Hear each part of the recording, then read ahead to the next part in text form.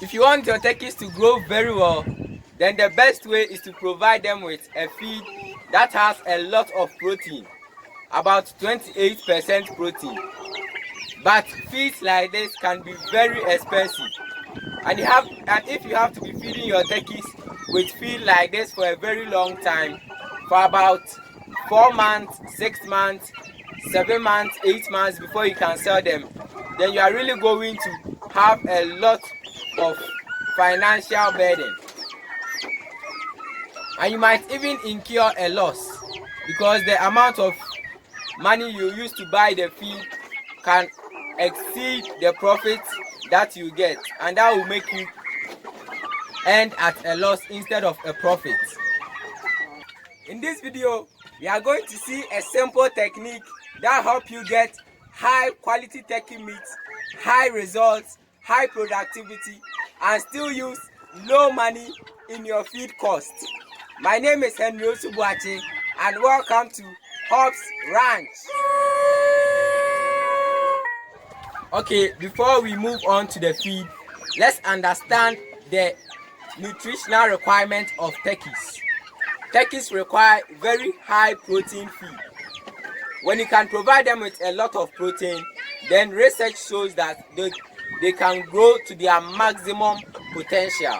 And whenever this protein requirement is limited in some way, then that would affect their growth. With this knowledge, the cost-effective way to feed your turkeys would not be to totally take away all the rich protein feed that you can provide them, but it will be to give them rich protein feed and add some substitute that can also help them to grow well, though that substitute will be less costly to buy. So to start with, when your turkeys are day old to about 5 weeks, from day old to about 5 weeks, they need a lot of protein. So at that young age, you need to give them a lot of protein feed. That is very crucial. Giving them protein feed at that young age will help them grow very well and build all the cells that they will need to grow well. At that young age, don't compromise on the feed. Don't give them any alternative feed apart from high starter feed.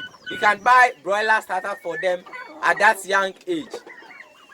So from day old to about 1 month, 1 week, or 5 weeks, you need to give them this high protein feed.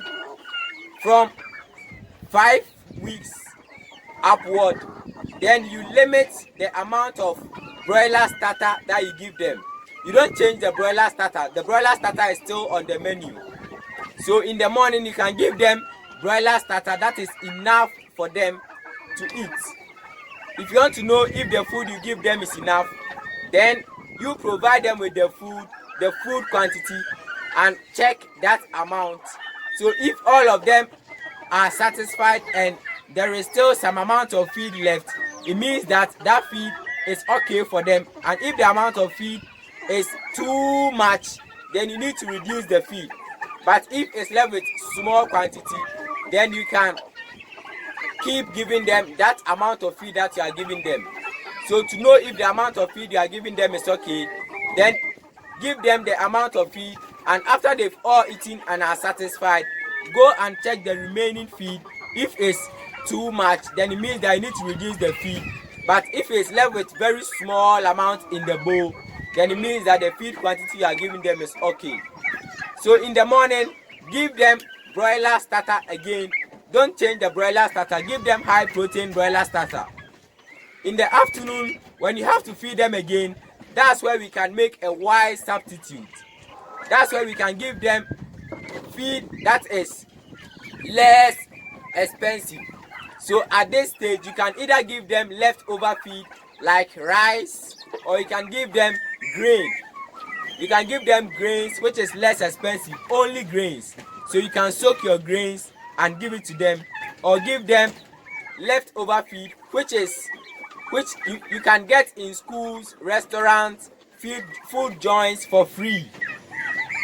So in the morning, you give them broiler starter, for them to be very satisfied. And in the afternoon you give them feed that is less expensive, like leftover feed or grain. Note that this food is giving them when they are 5 weeks of age. When they are day old to 5 weeks, don't give them that food. As for day old to 5 weeks, make sure that they have food at all times. They don't need to lack food at that young age, and they need to be feeding at all times.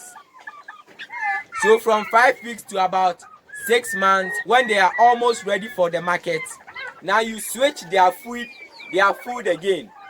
You can switch their feed from the substitute, which is leftover or grain, to broiler starter again.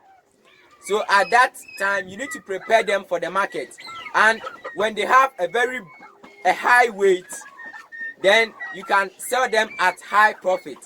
So when it's left with about one month to the market, to Christmas, you can sell them. You can start giving them very high broiler starter. Give them broiler starter that is enough for them morning and afternoon. That will help them build their body and give them very high weight. So from 1 week to 6 months, you can substitute their feed, and that would reduce your feed cost by 50% during that time, during that period. For the period of about 5 months, you can reduce your feed cost for about 50%, and that is very good. Imagine you have to spend 2,000 in feeding them during that period. You are using just 1,000 and you are saving 10,000. That is very good budget, and that will help you to save money to build them and still make good profit at the end. Turkey farming requires a lot of money, and you need to be financially prepared before you enter turkey farming. But that is not all you need to know. In this video, we give important tips on what you need to consider before you enter into turkey farming to make a lot of profit. So check it out before you start your turkey farming. And if you've already started, you can still check it out to see some things that you need to learn to improve your turkey farming.